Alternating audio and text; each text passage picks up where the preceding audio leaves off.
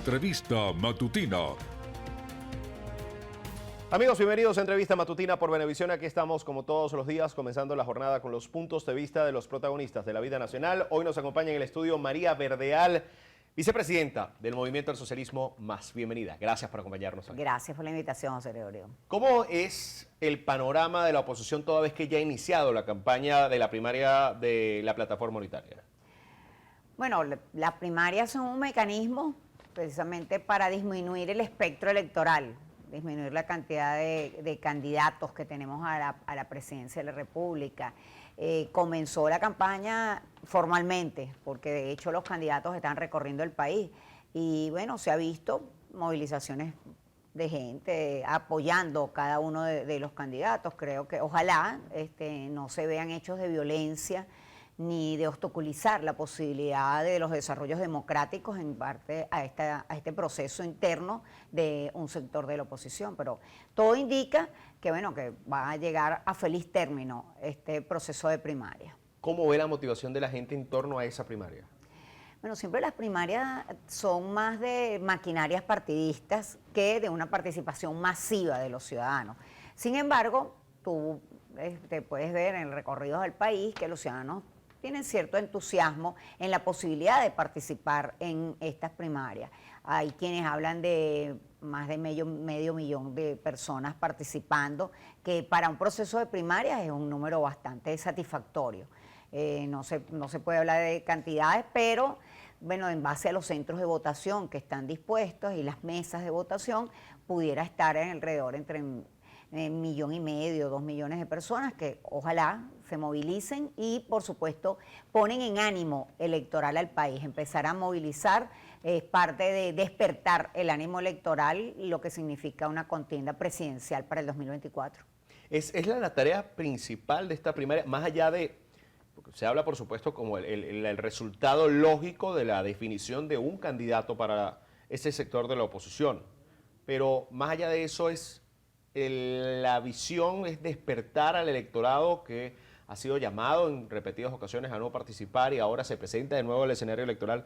¿Es lo ideal, es el escenario para despertar, como bien dice, a la gente para que participen de las elecciones? Bueno, es un inicio, un ejercicio donde los ciudadanos, repito, pueden comenzar a ver lo que es el ambiente electoral, a generar confianza, a recobrar la confianza en el electorado venezolano y, por supuesto, a movilizar lo que tiene que ver con las maquinarias de los partidos, de quienes participan en el proceso interno de las primarias. Entonces, es parte de eso, de ese ejercicio, de cómo empezar a engrasar los motores, lo que tiene que ver también con la maquinaria electoral, que es quienes van a ser los miembros de mesa, quienes van a estar de testigos en los centros de votación. Todo eso es una especie de ejercicio previo al proceso del 2024.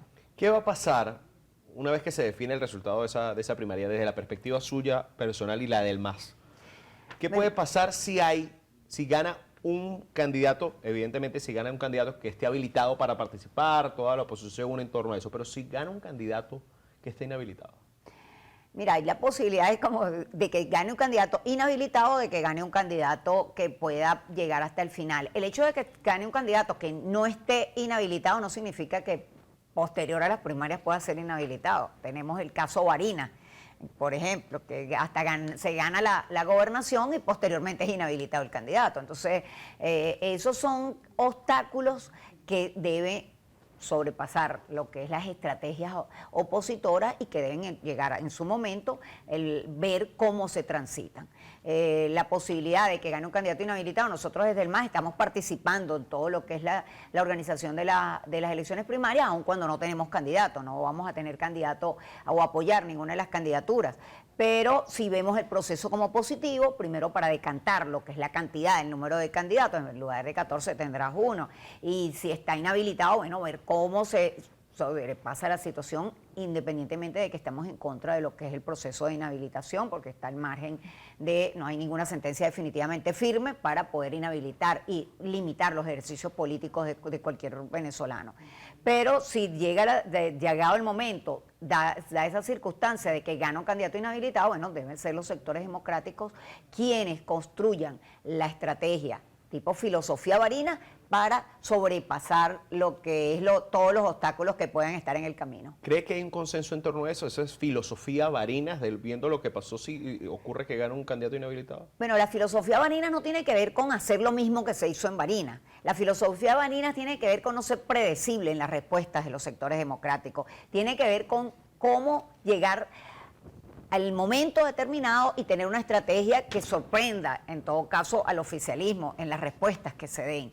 ¿Se inhabilita un candidato? Bueno, tendrá que aparecer otro candidato, tendrá que aparecer otra figura y poder llegar a feliz término con una candidatura con el mayor apoyo posible, con el mayor consenso y poder, por supuesto, ganar las elecciones en el 2024 con todo ese movimiento que se está generando en el país, que es obvio que quieren un cambio en los rumbos de Venezuela. ¿Cómo se construye una verdadera unidad entre las oposiciones?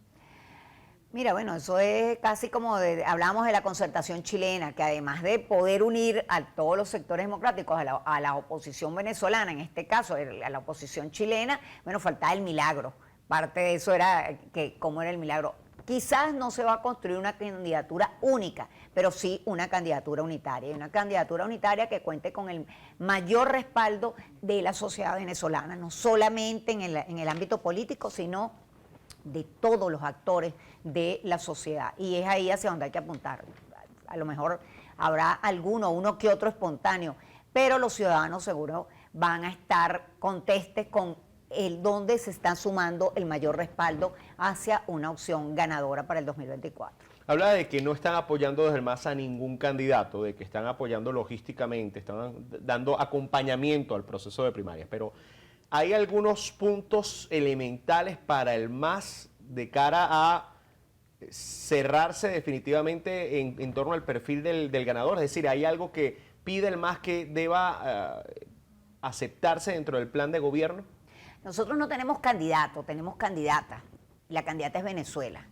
Colocar a Venezuela en letras mayúsculas. El interés general es Venezuela. El interés general no puede ser el de una persona en particular o el de una organización política, sino ver cómo podemos solventar la crisis actual, política, social y económica que atraviesa el país, viendo el país, a Venezuela con letras mayúsculas y construyendo esa salida, pero esa salida que tiene que ver, repito, una ruta pacífica, electoral y democrática, deponiendo los intereses particulares y dejando, por supuesto, eso nos permite tener acercamiento no solamente con quienes participan en las primarias, dejando a un lado estos intereses, no teniendo un interés particular hacia una candidatura, podemos hablar con quienes no están de acuerdo con las primarias, pero sin embargo son sectores importantes, tanto de la política como de la sociedad venezolana, que deben ser considerados y tomados en cuenta para construir lo que significa una candidatura ganadora en el 2024.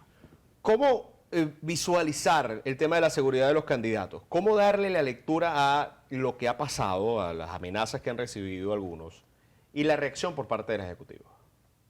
Bueno, fíjate que tenemos ejemplos recientes en la región, tanto Guatemala como Ecuador. Ecuador con un clima muy alto de violencia, hasta el asesinato de un candidato, y Guatemala que tenemos inhabilitados, judicialización de partidos políticos, que también es violencia política de alguna manera. Ojalá lo que hemos visto, amenazas por parte del sector oficial hacia una pre-campaña que estaba desarrollándose en el ámbito de las primarias opositoras, no se intensifique. Ojalá se permita el ejercicio democrático de todos por igual, independientemente, porque repito, estamos en un proceso interno.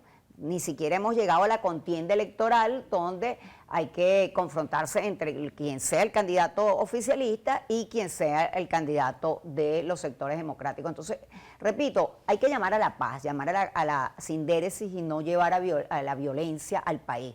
No de lado y lado, de los sectores radicales, porque hay sectores radicales tanto del gobierno como de la oposición. Entonces, el llamado es a eso, a reflexionar y a evitar precisamente escenarios de violencia y el enfrentamiento entre hermanos, entre venezolanos.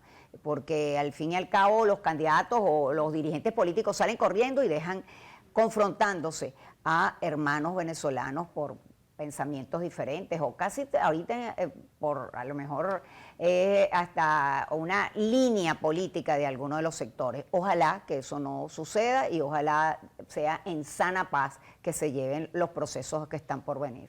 ¿Qué esperar de la nueva directiva del Consejo Nacional Electoral? Bueno, mira, el gobierno tiene la oportunidad de nombrar un CNE plural, un CNE potable, como decimos aquí en el país, un CNE que recobre la confianza como el anterior, el que acaba de implosionar de alguna manera con la renuncia de todos los rectores, pero también tenemos que ver que tiene cómo nombrar el CNE que quiera. Y lo puede hacerlo 4-1, 3-2, o la conformación que él determine, porque para eso tiene mayoría absoluta en la Asamblea Nacional. Repito, el gobierno tiene la oportunidad de nombrar un CNE potable o un CNE muy radical y que lo que denominan un espantavotos.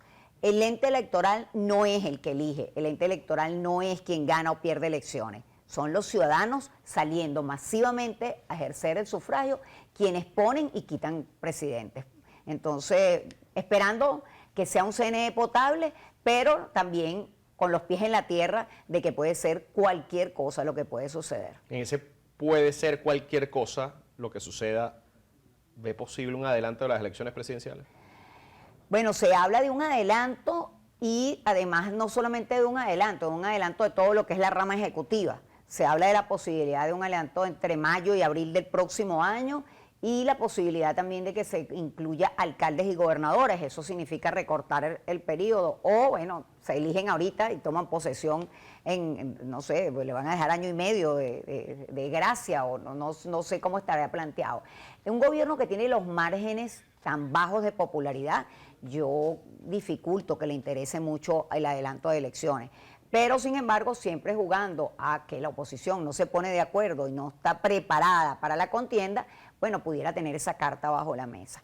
El nombramiento del CNE va a indicar por dónde vienen las aguas corriendo en base a cómo resulte la conformación del mismo. Entonces, bueno, vamos a ver, pero hay que prepararse para el proceso cuando sea. Y el gobierno sabe que está muy mal ante la opinión pública, muy mal en las encuestas, y eso lo reflejan todas las encuestas y hasta los encuentros que se hacen por parte del oficialismo ante los medios de comunicación. Bueno, muchísimas gracias por acompañarnos hoy. Muchas gracias por la invitación. María Verdeal, vicepresidenta del Movimiento del Socialismo Más, estuvo con nosotros en entrevista matutina por Venevisión. Amigos, gracias por acompañarnos. Continúen con más de nuestras mañanas informativas. Ya viene Noticiero Venevisión en vivo. Fuerte abrazo para todos.